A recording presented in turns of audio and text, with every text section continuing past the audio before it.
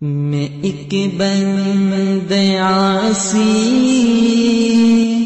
ہوں، خطا کار ہوں مولا۔ وعن ابی سعید الخدری رضی اللہ عنہ ان رسول اللہ صلی اللہ علیہ وسلم قال اذا تثاءب احدکم فلیمسک بیدہ علی فمہ فإن الشیطان يدخل، رواہ مسلم۔ حضرت ابو سعید خدری رضی اللہ تعالیٰ عنہ سے روایت ہے کہ رسول کریم صلی اللہ علیہ وسلم نے فرمایا، جب تم میں سے کسی شخص کو جمائی آئے تو اسے چاہیے کہ وہ اپنا ہاتھ منہ پر رکھ لے، کیونکہ شیطان اس میں گھس جاتا ہے۔ ہاتھ رکھنے سے شیطان اندر داخل نہیں ہوتا، چونکہ یہ غفلت کی علامت ہے، تو اس فرصت کو غنیمت جان کر شیطان اندر گھسنے کی کوشش کرتا ہے یا اپنے وساوس داخل کرتا ہے، تو ہاتھ رکھنے سے وہ کچھ نہیں کر سکتا۔ اس لیے جب جمائی آئے تو فوراً منہ پر ہاتھ رکھیں۔ وعن انس رضی اللہ عنہ قال عطس رجلان عند النبی صلی اللہ علیہ وسلم فشمت احدهما ولم يشمت الاخر فقال الرجل یا رسول اللہ شمت هذا ولم تشمتنی قال ان هذا حمد اللہ ولم تحمد اللہ، متفق علیہ۔ حضرت انس رضی اللہ تعالیٰ عنہ کہتے ہیں کہ نبی کریم صلی اللہ علیہ وسلم کے پاس دو آدمیوں کو چھینک آئی، تو نبی علیہ السلام نے ان میں سے ایک آدمی کو چھینک کا جواب دیا اور دوسرے کو چھینک کا جواب نہیں دیا۔ جس آدمی کی چھینک کا جواب آپ نے دیا اس نے عرض کہ یا رسول اللہ، آپ نے اس آدمی کو تو جواب دیا لیکن مجھ کو جواب نہیں دیا۔ آپ علیہ السلام نے فرمایا اس آدمی نے اللہ تعالیٰ کی حمد کی تھی، یعنی الحمدللہ کہا، جبکہ تم نے اللہ تعالیٰ کی حمد نہیں کی۔ تو چھینکنے والا اگر الحمدللہ نہ کہے تو وہ جواب کا مستحق نہیں ہے۔ قال قال رسول اللہ صلی اللہ علیہ وسلم اذا عطس احدکم فلیقل الحمدللہ ولیقل له اخوہ او صاحبہ یرحمک اللہ، فاذا قال له یرحمک اللہ فلیقل یہدیکم اللہ ویصلح بالکم، رواہ البخاری۔ حضرت ابو ہریرہ رضی اللہ تعالیٰ عنہ کہتے ہیں کہ رسول کریم صلی اللہ علیہ وسلم نے فرمایا، جب تم میں سے کسی شخص کو چھینک آئے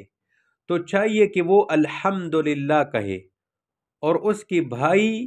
یا یہ فرمائے کہ اس کے دوست کو چاہیے کہ وہ اس کے جواب میں یرحمک اللہ کہے، اور جب اس کے جواب میں یرحمک اللہ کہے تو چھینکنے والے کو چاہیے کہ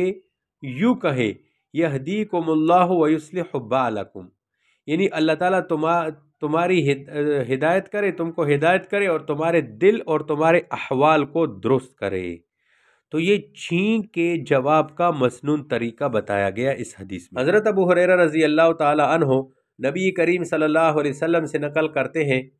کہ آپ علیہ السلام نے فرمایا اللہ تعالیٰ چھینکنے کو تو پسند کرتا ہے لیکن جمائی کو ناپسند کرتا ہے، لہٰذا جب تم میں سے کوئی شخص چھینکے اور اللہ کی تعریف کرے تو اس چھینک اور الحمدللہ کو سننے والے ہر مسلمان پر حق ہے کہ وہ چھینکنے والے کے جواب میں یرحمک اللہ کہے۔ رہی جمائی کی بات، تو جمائی کا آنا شیطانی اثر ہے، لہٰذا تم میں سے جب کسی کو جمائی آئے تو چاہیے کہ وہ حتی الامکان اس جمائی کو روکے۔ واضح رہے کہ جب تم میں سے کوئی شخص جمائی لیتا ہے تو اس پر شیطان ہنستا ہے، اور مسلم شریف کی روایت میں یہ الفاظ ہے کہ چاہیے کہ حتی الامکان اس جمائی کو روکے، کیونکہ جب تم میں سے کوئی شخص جمائی لینے کے دوران ہاں اس طرح کہتا ہے تو اس پر شیطان ہنستا ہے۔ تو اس حدیث میں بتایا چھینکنے سے رحمان خوش ہوتا ہے اور جمائی سے شیطان جو ہے وہ خوش ہوتا ہے، تو جمائی لیتے وقت منہ پر ہاتھ رکھے، حتی الامکان اس کو دفع کرے۔ حضرت علی ابن شیبان کہتے ہیں کہ رسول کریم صلی اللہ علیہ وسلم نے فرمایا، جو شخص رات میں گھر کی ایسی چھت پر سوئے جس پر پردہ نہ ہو، اور روایات میں یوں ہے کہ جس کے ارد گرد رکاوٹ والی چیز نہ ہو، تو اس سے ذمہ جاتا رہا۔ اور خطابی کی کتاب معالم السنن میں لفظ حجاب کے بجائے حجی کا لفظ ہے۔ حجاب یہ ایک لفظ ہے جو پردہ کے معنی میں ہے، دوسرا لفظ حجار ہے جو پتھر کے معنی میں ہے، اور تیسرا لفظ جو ہے وہ حجی یا حجی ہے جو عقل اور رکاوٹ کے معنی میں ہے۔ مطلب یہ ہوا کہ جس چھت پر چاردیواری یا کوئی منڈیر یا کوئی پردہ نہ ہو اور کوئی آدمی رات کو اس پر سوتا ہے تو ایسا نہیں کرنا چاہیے، کیونکہ ہو سکتا ہے کہ نیند میں یہ آدمی کروٹیں بدل بدل کر چھت سے گر جائے اور نیچے ٹکڑے ٹکڑے ہو کر مر جائے۔ اور یہ جو فرمایا کہ الذمہ فقط بریئت منہ الذمہ، اس کا مطلب یہ کہ اللہ تعالیٰ نے انسان کے جسم کے تحفظ کے لیے فرشتے بھی مقرر کیے ہیں اور تحفظ کے راستے اور طریقے بھی بتائے ہیں، اور شریعت نے اس کی تعلیم بھی دی ہے۔ اب جب کوئی شخص ان تمام طریقوں کو نظر انداز کرتا ہے تو شریعت کے تحفظ کی ذمہ داری بھی اٹھ جاتی ہے۔ اب یہ شخص اپنے آپ کو ملامت کرے،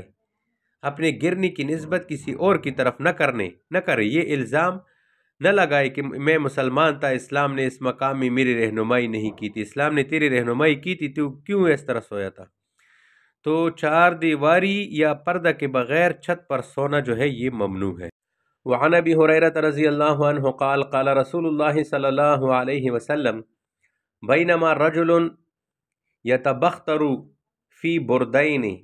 وقد اعجبته نفسه خسف به الارض فهو یتجلجل فیہا الى یوم القیامت، متفق علیہ۔ حضرت ابو ہریرہ رضی اللہ تعالیٰ عنہ کہتے ہیں کہ رسول کریم صلی اللہ علیہ وسلم نے فرمایا، ایک شخص دو دھاری دار کپڑوں میں ملبوس اتراہٹ اور اکڑ کے تکبر کے ساتھ چل رہا تھا، اس کے نفس نے اس کو غرور اور خودبینی میں مبتلا کر دیا تھا، زمین نے اس شخص کو نگل لیا، چنانچہ وہ قیامت تک زمین میں دھنستا چلا جائے گا۔ بعض علماء نے اس شخص کو قارون قرار دیا ہے، لیکن علامہ نووی رحمۃ اللہ علیہ اور دیگر شارحین کہتے ہیں کہ یہ قارون کے علاوہ کوئی متکبر شخص تھا جس سے اللہ تعالیٰ ناراض ہو گیا۔ اسلام سے پہلے کسی دور کی کسی آدمی کا قصہ ہے۔ زمین پر اللہ والوں کے چلنے کا انداز وہ قرآن میں اللہ پاک نے بیان کیا ہے، وعباد الرحمن الذین یمشون علی الارض ہونا واذا خاطبهم الجاہلون قالوا سلاما۔ تو اس حدیث میں تکبر کی چال چلنے والوں کے انجام کا ذکر ہوا، تو ہمیں چاہیے کہ ہم جب راستے پر چلے، زمین پر گھومے پھرے، تو تواضع انکساری عاجزی کے ساتھ۔ حضرت معاویہ رضی اللہ تعالی عنہ کہتے ہیں کہ رسول کریم صلی اللہ علیہ وسلم نے فرمایا،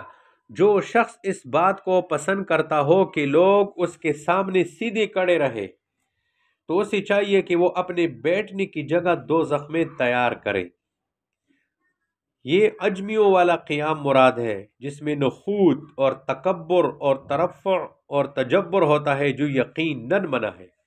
تو لوگوں کو اپنے سامنے کھڑا رکھنے کی شدید وعید اس حدیث میں بیان ہوئی۔ ان اللہ وملائکته یصلون علی النبی یا ایها الذین آمنوا صلوا علیہ وسلموا تسلیما۔